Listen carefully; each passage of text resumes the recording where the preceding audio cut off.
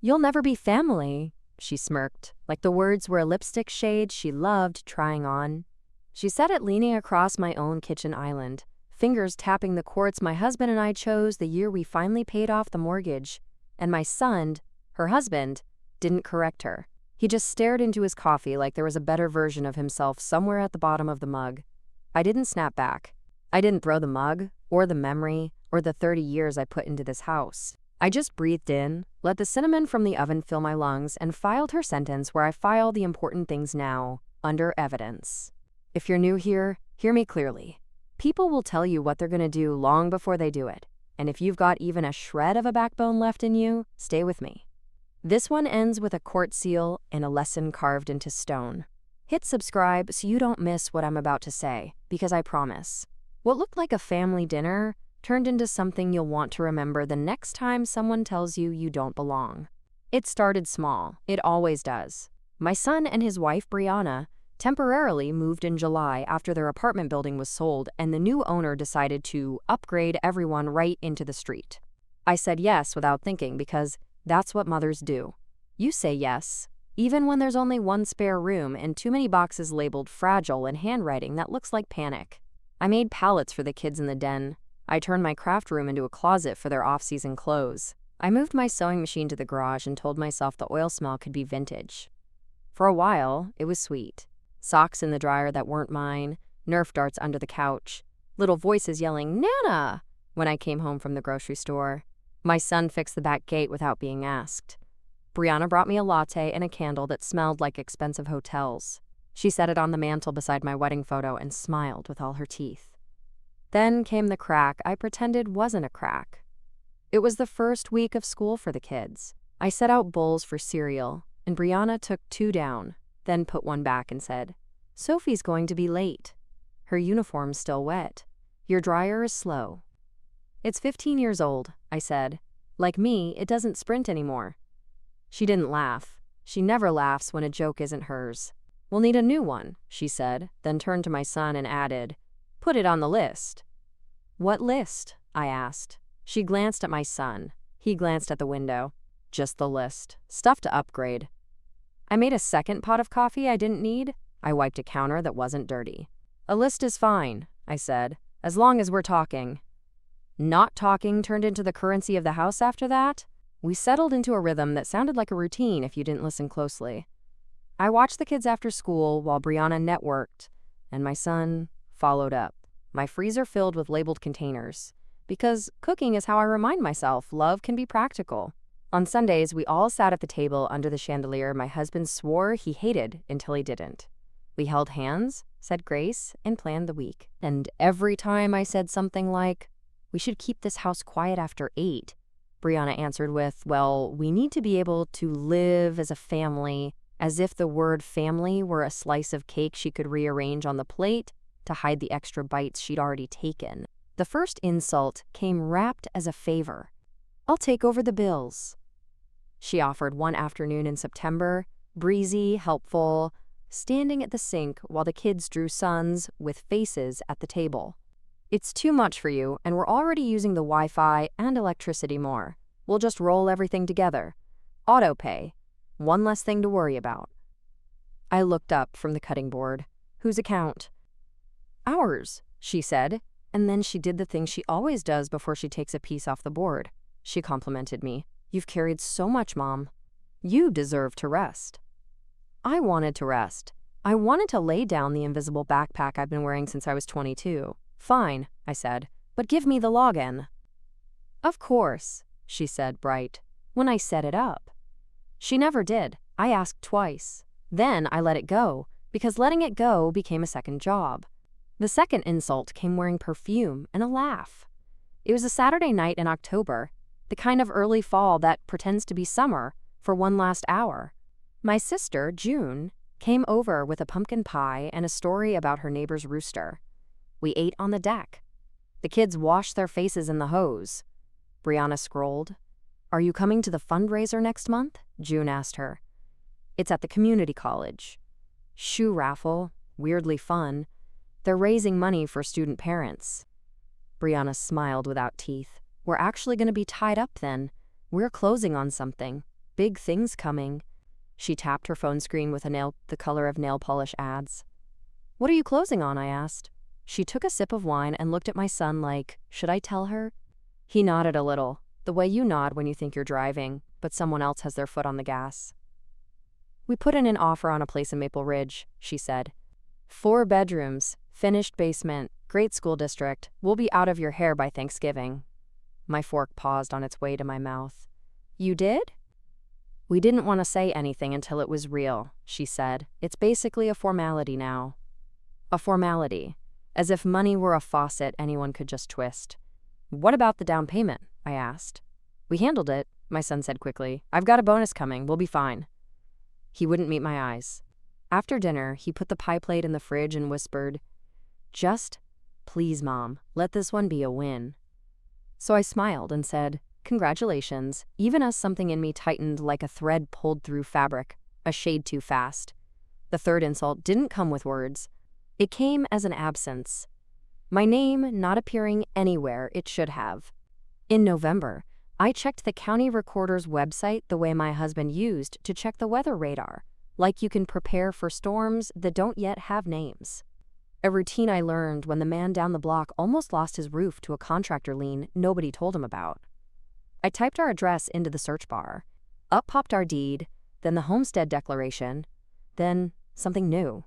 A notice of intended sale, filed by a realtor I'd never met, referencing, quote, seller's representative authorized via durable power of attorney executed October 14th.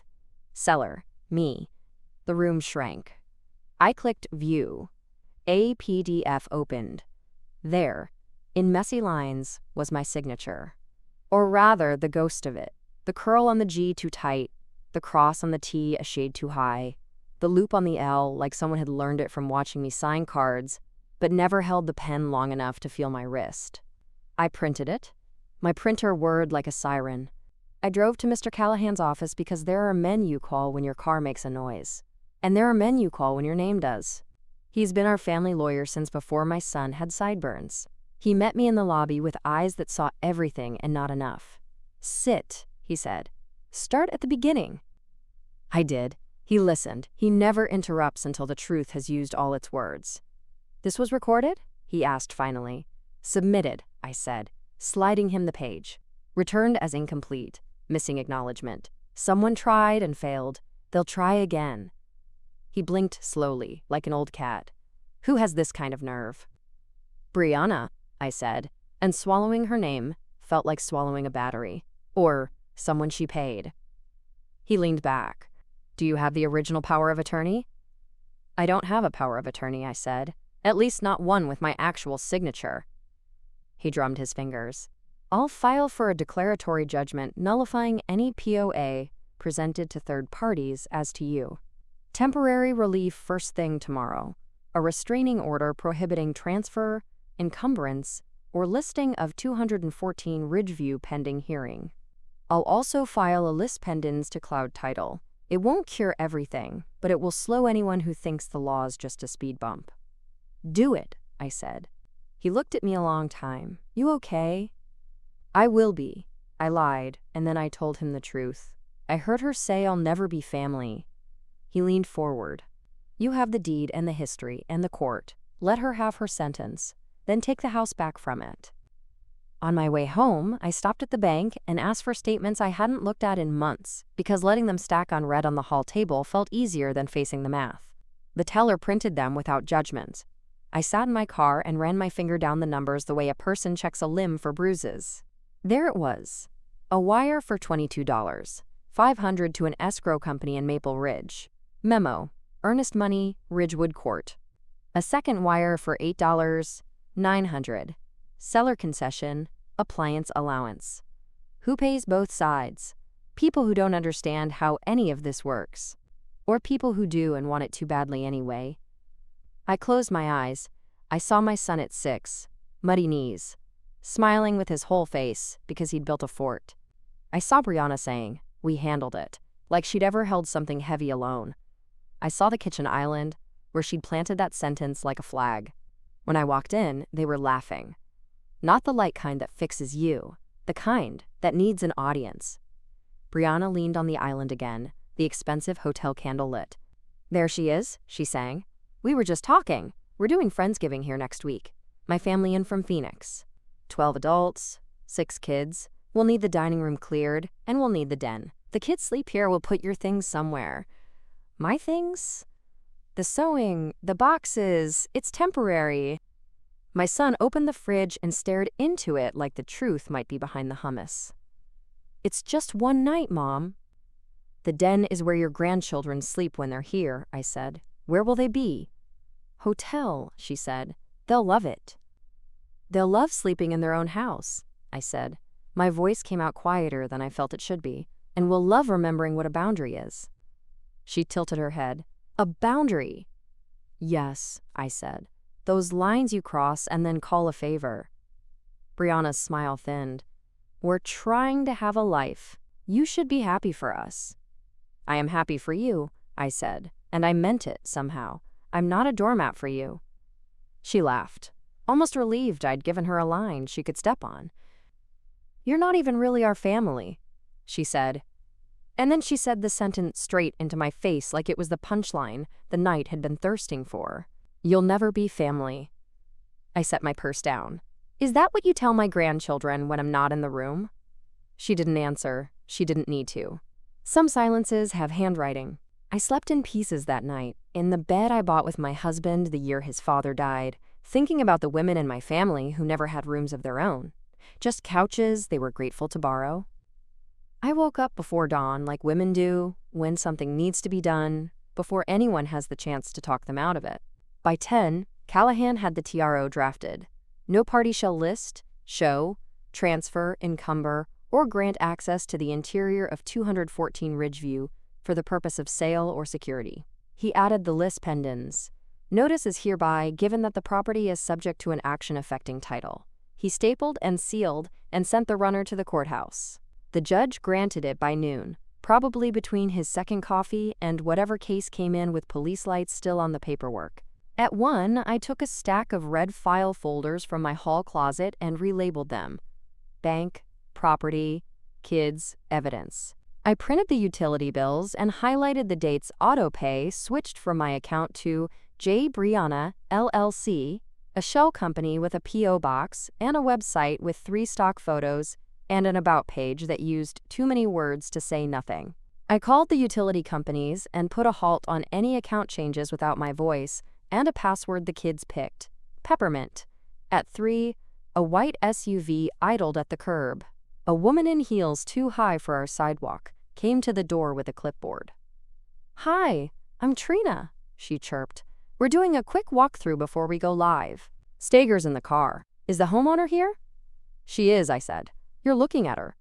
She blinked. "Oh, I was told," she glanced down at her paper, "that the property was being listed by the seller's representative." "It isn't," I said. I handed her the stamped order. She read faster than I expected.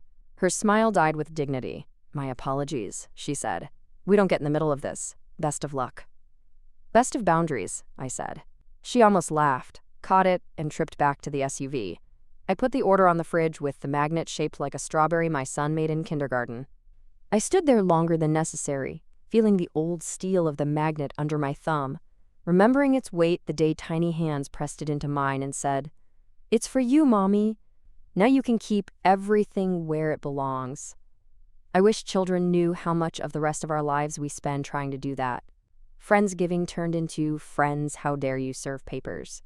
I didn't call the sheriff. I didn't throw them out. I did something quieter. I invited my sister and my neighbor Ellen to dinner the night before, and I left the stamped order face down under a place card at my seat. I needed witnesses who weren't going to flinch. You learn that too, with time, who will watch without trying to fix the angle of your camera. Brianna's family arrived from Phoenix in clothes that looked like the internet bought them. They hugged like they were performing hugging. They put handbags on surfaces where handbags don't go. They brought a charcuterie board shaped like the state of Arizona, which I appreciated more than I should have because it was ridiculous. "Lovely home," her mother said, eyes moving like a laser pointer. "My daughter has such vision." I smiled and asked if anyone had allergies because civility is a robe you wear to protect yourself, not the person throwing stones. At 6, when the kids had cranberry sauce on their cheeks and my son's smile had started to crack from being held too long, Brianna lifted her glass and clinked it with a nail.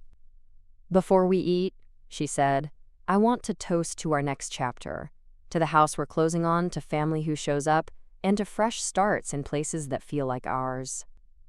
Ellen shot me a look that said, "Now?" June squeezed my knee under the table. I placed my napkin on my lap. "Before we eat," I said, "I have a toast as well, to truth, to legal definitions, which sometimes do more for a person than the sentimental kind." Brianna smiled tighter. Oh, I said, and then I reached under my place card and slid the envelope onto the table.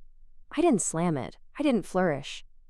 I set it there the way you set a name on a birth certificate. "This is a temporary restraining order granted by Judge Alvarez at 12:06 p.m. today. Docket number 23CV7718. It prohibits the listing or sale of this property without my express consent. This," I tapped the second sheet, "is a lis pendens filed with the recorder's office at 1:14 p.m., recording number 202-311-16342. It clouds title. No one can buy what they can't clear. And this," I slid the third page forward, "is a verified petition to declare any power of attorney purporting to act on my behalf null and void, with an expedited hearing set for December 5th at 9 a.m. If anyone attempts to act as me with a pen that isn't mine, that person will answer to the court, not to my patients." The room went strange. You know the way a house sounds seconds before a thunderstorm hits? The way the air goes still, as if listening? That's how the dining room felt. Someone in Brianna's family said, "What's a lis pen dance?" And June whispered, "Shh." Brianna didn't read. People like her back away from paper like it's a dog that doesn't like them. She looked at my son. He looked at the runner on the table the kids helped me pick out at Home Goods. Then he looked at me. "Mom!" he started. "Don't," I said gently. "Not tonight." Brianna laughed, a sound like ice in a blender. "This is desperation," she said. "You're clinging to a building because you're scared to be alone. This is our life now. We're moving forward." "Good," I said. "Forward is where the courthouse is." "You can't stop us," she hissed. "This family is ours." "You married into it," I said. "You don't own it." She leaned in until I could see the tiny crack in the foundation of her makeup. "You'll never be family," she said again, each word its own cut. "You're just his mother." June gasped. Ellen didn't. She reached for the envelope and asked, "May I?" I nodded. She read like a nurse checks a pulse. Brisk, competent, looking for the thing that means we still have a chance. When she got to the last line, her eyebrows went up. "Oh," she said lightly. "There's also a request for attorney's fees." I figured if I have to spend December in a courtroom, I shouldn't be the only one giving gifts, I said. My son stood so suddenly his chair scraped. He held his glass like he might crush it or drink it in one swallow. "Bree," he said softly, and the soft was the worst part, because soft means we're about to split. "What did you do?" She blinked. "I'm protecting us." "By selling the house my father died in?" he asked. "By forging my mother's name?" "I didn't forge anything," she said too fast. "Then show me the notary," I said. "Tell me what color her stamp is." She swallowed. "You're being dramatic." "Drama is what people call the truth when it shows up with dates and document numbers," I said. Her mother stood, offended. "We don't need to be insulted." "Then you might want to sit," June said sweetly. "It gets worse for people who don't." A knock came at the door, not the kind you get from friends. A rhythmic, professional knock. My son went gray.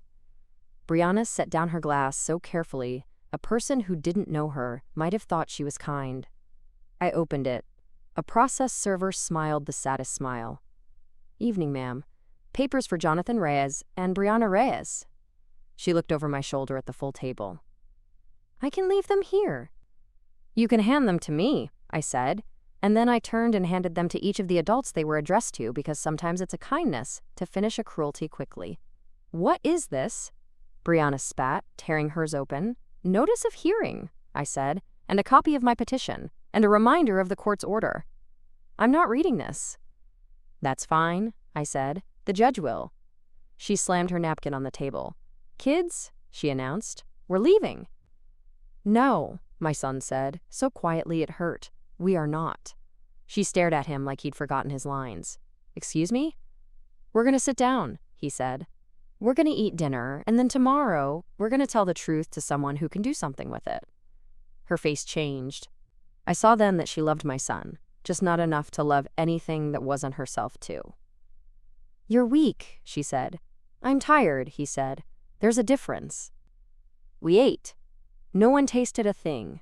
The next morning, I found the kids, backpacks by the door and the envelope on top of them. My envelope with greasy fingerprints and the corner bent. On the fridge, the strawberry magnet tilted. In the den, the kids had drawn a new picture. 4 stick figures holding hands under a triangle of a roof. One of the hands was bigger than the others. They'd written Nana's house in purple crayon.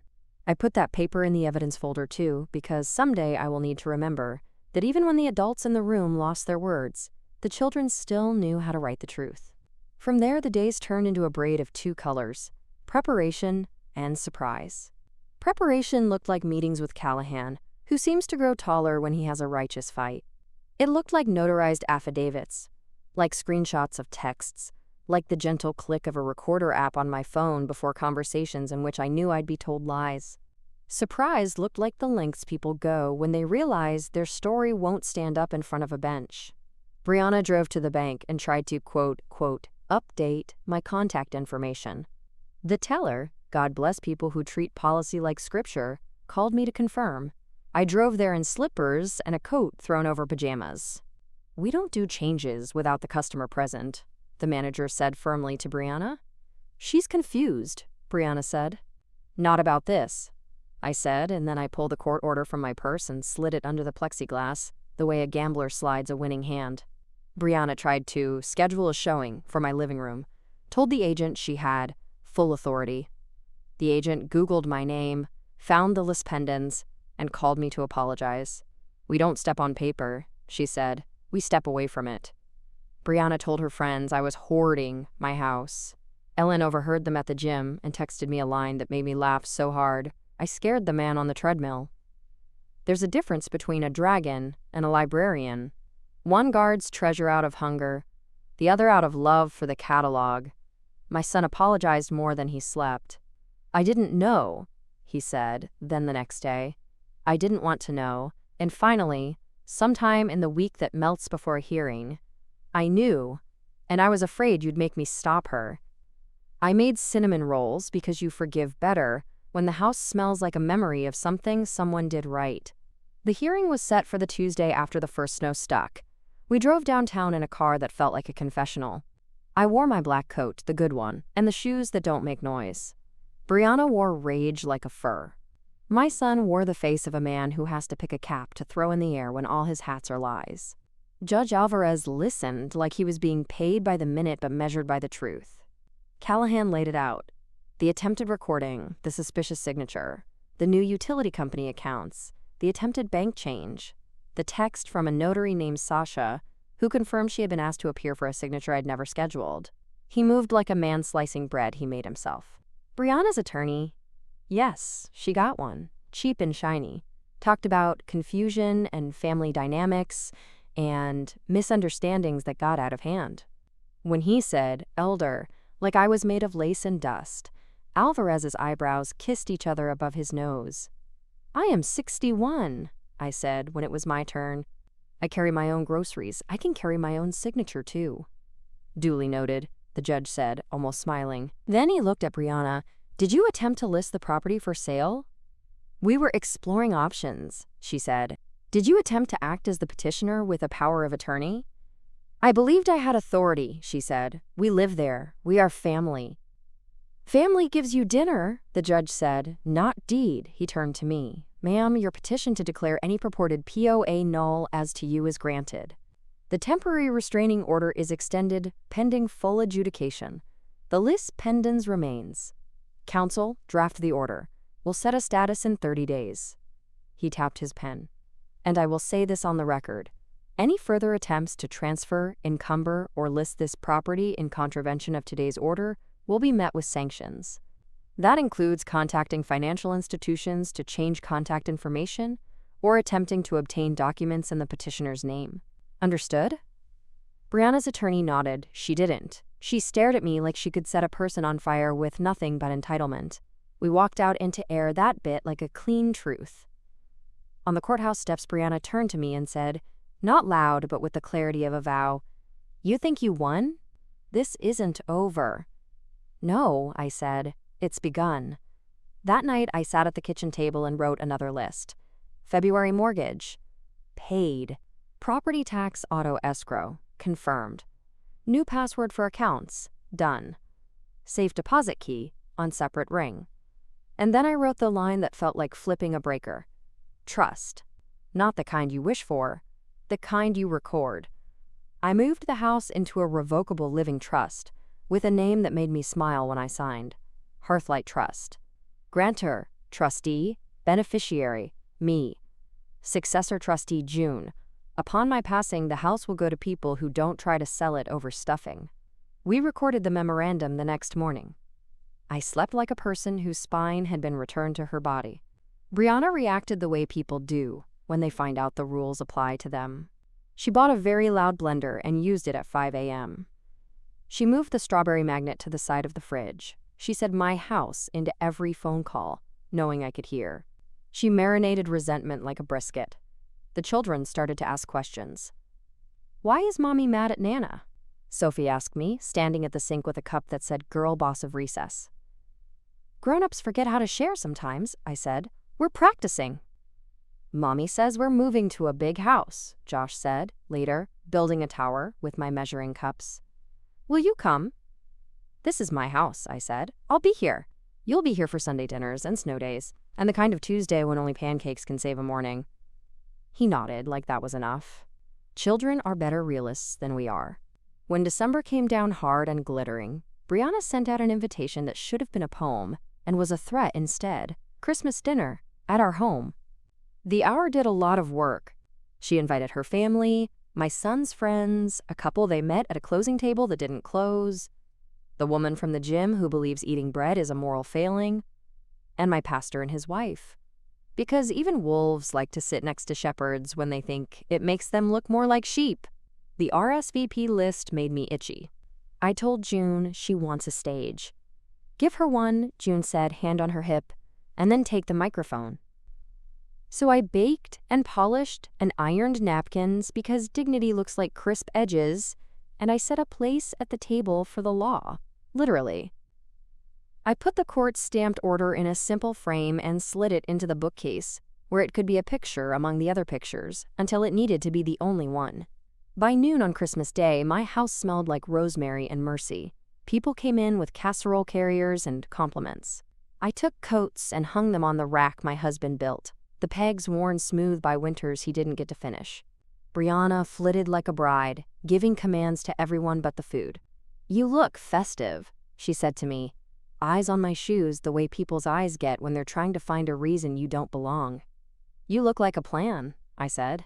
"I hope it's a good one." She smiled. "It is." We said grace.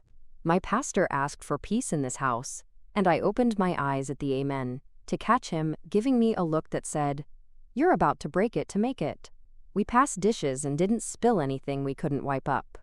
We laughed at stories that have only 2 funny lines in them if you love the teller. The kids wore the sweaters I bought them even though they hate itchy. Because love is a trade we teach them before they know they're learning it. After dessert, Brianna tapped her glass again. "Before we open gifts, I have an announcement," she said, lighting up like the tree was inside her. "We'll be moving January 15th to Maple Ridge, finally.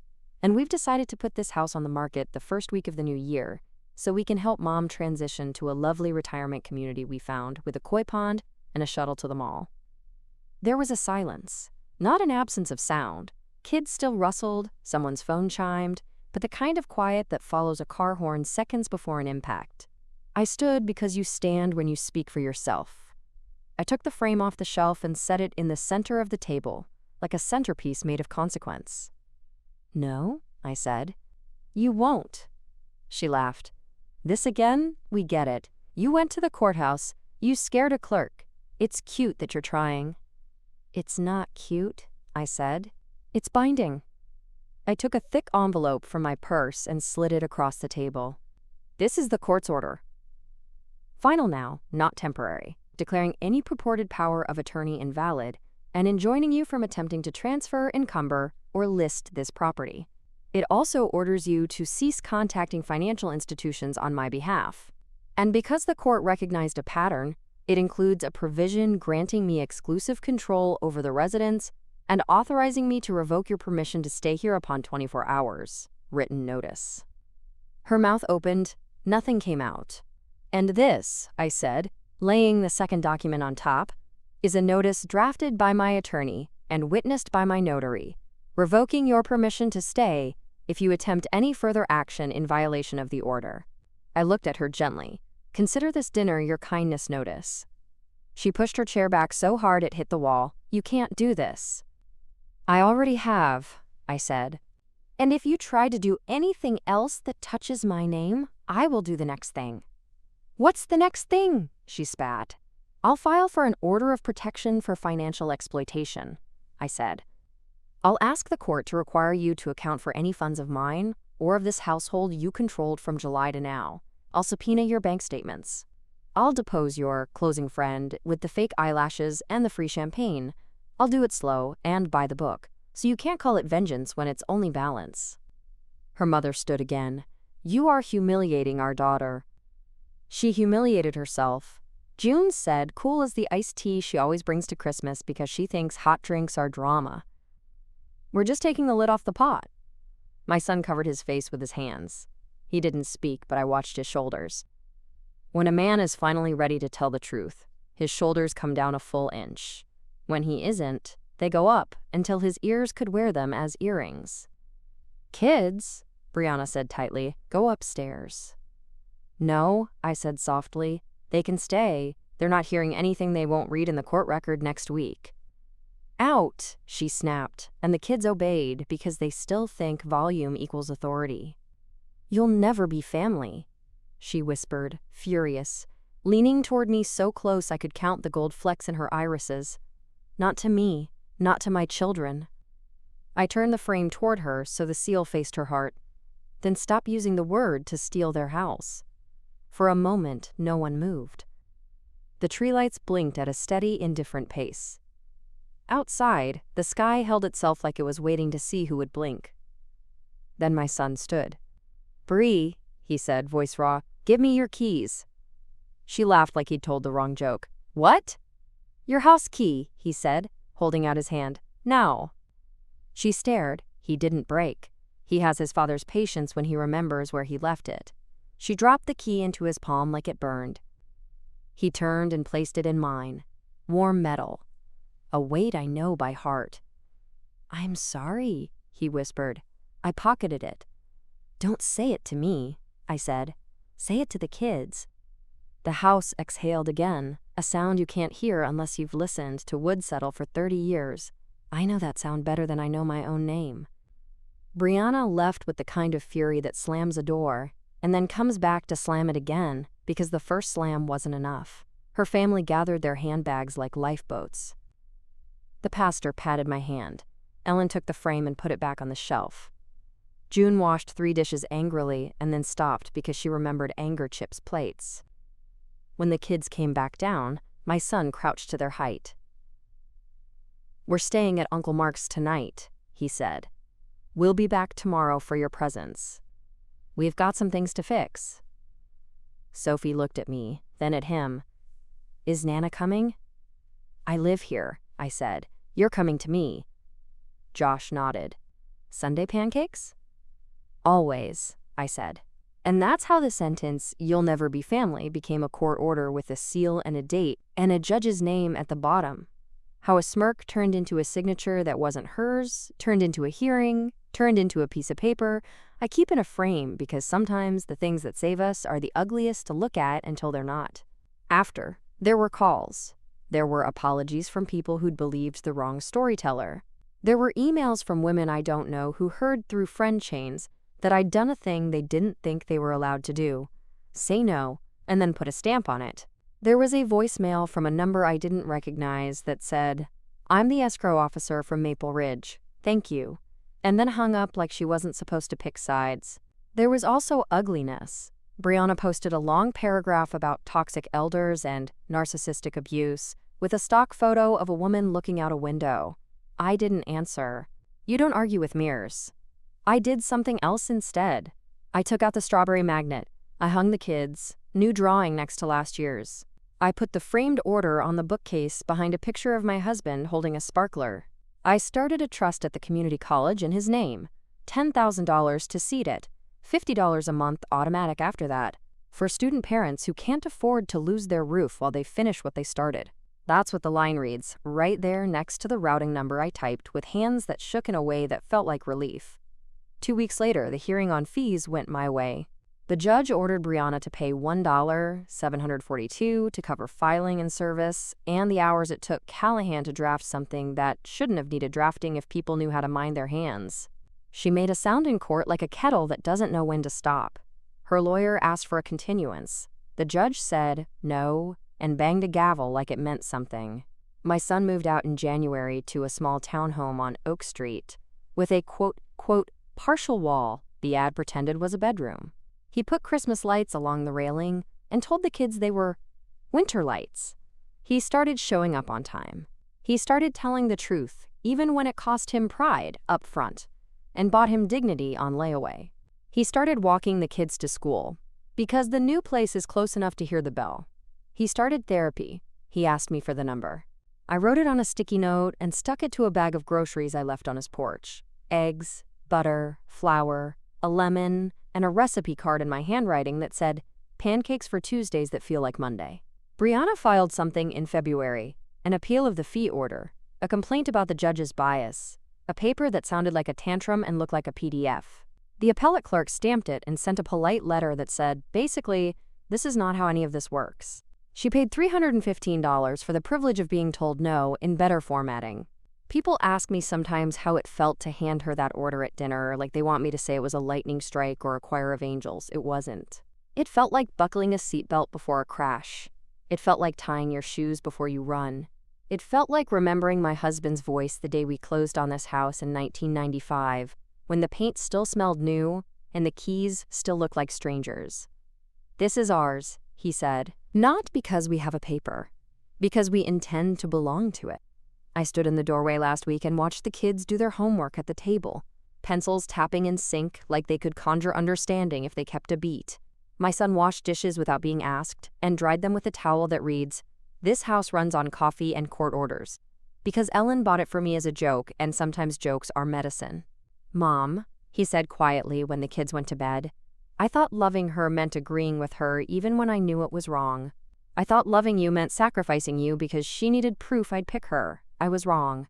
"Okay," I said. "Okay is what we have when we don't know how to say I forgive you yet." He laughed, tired. "Okay." We made tea.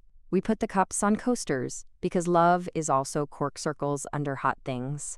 We didn't talk about the internet or the neighbors or the way the wind sounds different in February than in December. We talked about the math homework and whether Sophie's choir dress is too long, and how Josh's shoes smell like something that needs a priest. Before he left, he looked at the bookcase. "You really framed it," he said, shaking his head. "I really did," I said. "It's a reminder." "Of what?" "That belonging has a paperwork side," I said, "and that I will not sign myself away." He kissed my cheek. "Sunday?" he asked. 6, I said. "Bring receipts." He grinned. "Receipts?" "From your life," I said. "Proof you're paying attention." I'm telling you this now because someone somewhere is being told they don't get a seat at a table they bought. Someone somewhere is being called dramatic for reading from a page that wasn't handed to them by a man with a microphone. Someone somewhere is holding a house together with casseroles and lists and the quiet click of a password they haven't told anyone else, and they need to hear a voice say, "You're not crazy. The rules exist for you too." If that's you, here's your script.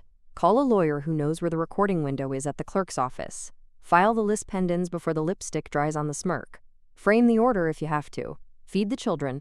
Forgive the son when he remembers he's your son and not just a husband. Let the person who called you not family learn what a court calls them when their name lands on a docket sheet with defendant next to it. Do it quietly. Do it with receipts. Do it like you're lighting a candle and setting it where the draft can't reach. I still keep the strawberry magnet. I still keep the drawing. I still keep the letter my husband wrote me on our 20th anniversary tucked behind the framed order, because romance sometimes looks like a legal description of a parcel. Beginning at the northeast corner of Lot 7. I still bake cinnamon rolls, and sometimes I still smell the fight in the sugar, but I eat them anyway. The kids lick the icing off their fingers and say, "Nana, you're sticky," and I say, "That's how you know it's good." If you stayed with me to the end, thank you. Some stories are a long road back to your own front door, and it helps when someone walks it with you. Subscribe so you don't miss the next one, because there will always be another woman who needs to hear that her name is hers, her house is hers, her history is hers, and her voice carries farther than any smirk. Bring your receipts. Bring your keys. And if anyone tells you you'll never be family, hand them the paper that proves you already are. To yourself, to your children, to the roof that knows the sound of your steps.